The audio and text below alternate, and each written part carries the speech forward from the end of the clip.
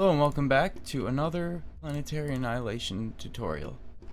Today I'm going to be talking about the importance of having a very good and efficient opening.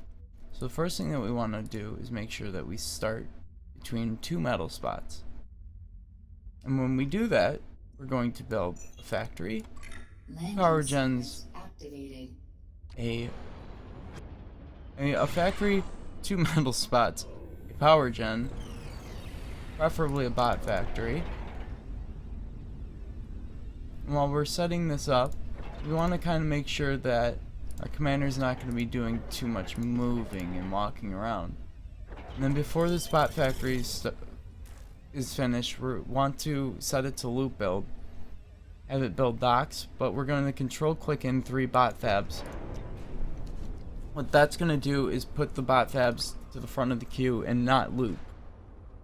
So once the first 3 bot fabs are done building, it's just going to be building a bunch of docks.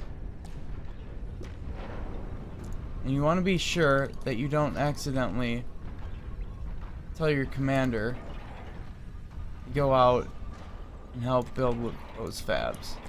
Next thing you want to do, we're going to have these 2 fabs build in the back here.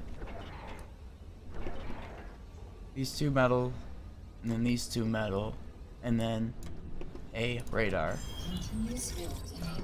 And then you would apply that same concept to just about any map. In some maps you might want to build a turret first. Other maps maybe not.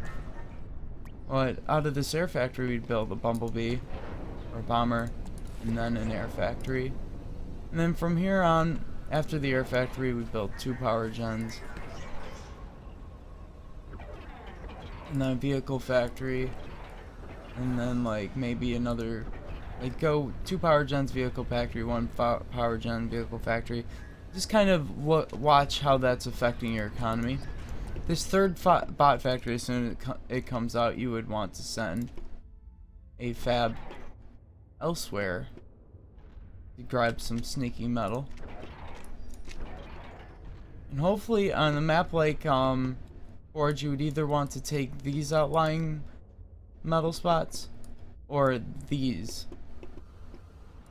Now if you want to get tricky, since we know that our opponent might want to get here first, we're going to be building bolos from our vehicle factories. So the first bolo we could send, per se, like right back here.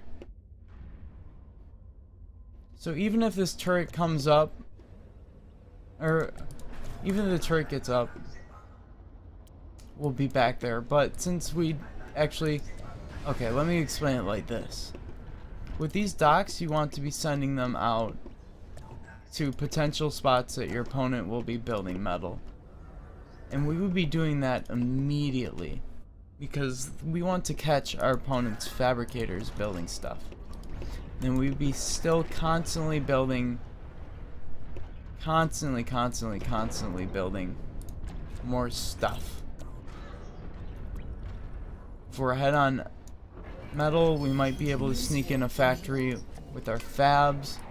But ideally what we want to do is maybe take 2 metal extractors, plop down a turret, do 2 more metal extractors, plop down a turret, 2 metal extractors, plop down a turret. That's a basic strategy for Forge. But what's happening here is that we're not making a lot of fabricators. We're building factories, which are going to be our most efficient builders at this point, which is pretty nice, because then we don't have to worry about building a ridiculous amount of power gens. And even here we have a lot of energy to spare, so we might, as we're looking at this, we might be able to sneak in an extra factory, maybe just build 1 power gen. We can actually get away with building 1 power gen per factory. Even less with bot factories if you're going to be building nothing but docks from them, because as you can see, docks build super quick. And there's a delay between each of them building. And that's the same for a vehicle factory. Any factory, there's a delay. So if you actually look into it, this is being built a lot more. Units are being built a lot more of the time from a factory building, per se, bolos instead of docks. And we could kind of change that by switching to sparks if we wanted to. If we can afford more beefy stuff and we don't need docks anymore. But when do you not need docks? So hopefully that kind of explains how to do this basic or build order. You will be well on your way into higher placement just by doing this. By having better knowledge of how to use your economy efficiently and how to get lots of units out quick. Also, if you don't know, your computer has an alt fire. I mean, your commander has an alt fire. If you press D while selecting your commander and hold control, you'll see the, well, here. If you hold control while pressing a unit, you'll see their attack range.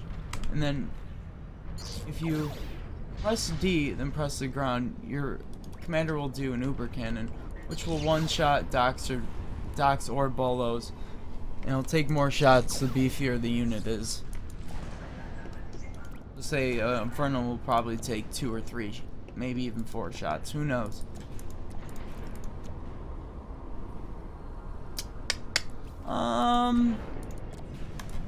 So if you hold control over a bolo per se, or whatever, if you hold control while selecting a bolo, for instance, that's what I'm trying to think of, say, you'll see their attack range, and it's actually larger than a Dox's attack range. If we kind of look out here, I'm pretty confident a bolo's attack range is actually, yeah, it's actually smaller than its vision radius. So if you had a radar, it could fire outside of its attack range, or if you had a skitter, you can see the unit, so it can take advantage of its full range. Alright, I hope that was helpful. And I'll probably do more map specific. Well, I actually have done more map specific playthroughs of maps, or different maps and different strategies. That's going to be a separate series, and I already have 4 videos up on that. So I hope that this kind of gave you some insight, and thank you for watching.